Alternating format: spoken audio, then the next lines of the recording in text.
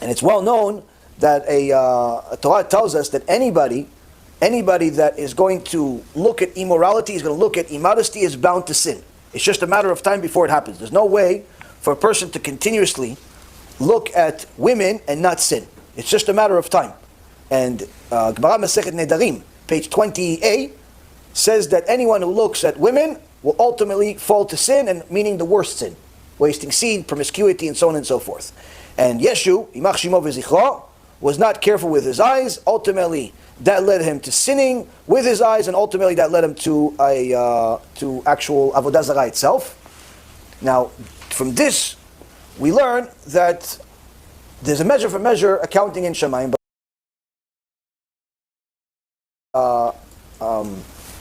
Treatment that a person needs to have when he deals or she deals with Christians in the world, because there's still 2 billion people in the world that believe that he is God. And even if they say, no, we only believe he's Mashiach, their definition of Mashiach is not the same thing as our definition of Mashiach. So in essence, their Mashiach also means God, by the way. So with that being said, is that you have to understand that the whole foundation of Christianity comes from the side of Tuma, comes from impurity, from the foundation, from the mother committing a sin, to Jesus making other sins, and all of it comes with the same exact sin, which is immorality. Immorality comes with znut, all of the things that have to do with sex crimes. And that's the reason why you'll see many times in the church, this is very common. Sex crimes are extremely common, whether it's pedophilia or it's other types of promiscuity and things of that nature. All of those things are very, very common in that world. Not to say that the rest of the world is innocent for other things, but needless to say that for them it's not necessarily as intolerable as it should be. But that's also because that's coming from there. And so when it comes to a Jew, you have to know that we are not allowed to join forces with them or do any type of co-working, like the Jewish-Christian alliance is forbidden. And the reason why is because there's a Gemara in Masechet Chulin, page 44b, says Al-Chek mina chiyur umina domelo. That you have to stay away from something that's viewed as ugly by heaven, and even something that looks like it's ugly. So needless to say, Christianity is ugly in the eyes of God. But even if it's it's Judeo-Christian, it's still ugly, or it looks ugly. Point is, you have to stay away from it. Stay away from it. But then you say, but they have a lot of money, they donate a lot of money. King David says in Psalms 37:1, don't compete with evildoers and don't be envious of them.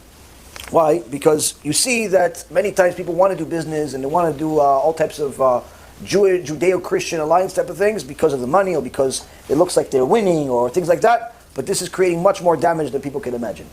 This is obviously becoming a bigger problem in modern Orthodoxy today, even though their leaders, whether it was a Rav Soloveitchik or even a Rav Hershel Shich, he himself, I actually just read something.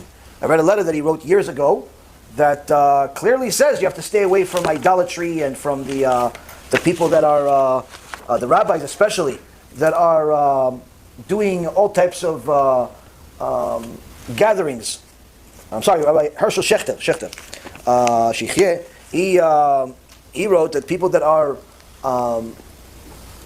rabbis that are saying that that we should work together with the Christians and really they have a connection to Israel and things of that nature, they don't realize that they're playing with fire, they're playing with Avodah Zarah. So, point being is this. As far as, Yeshu, yes, it is Yeshua, but we call him Yeshu, and in heaven they call him Yeshu. Why? Because he lost the right to have that ayin because he sinned with his eye. What happened to his name? It got changed. Now, as far as what happened to him, the Gemara says that he is in boiling feces.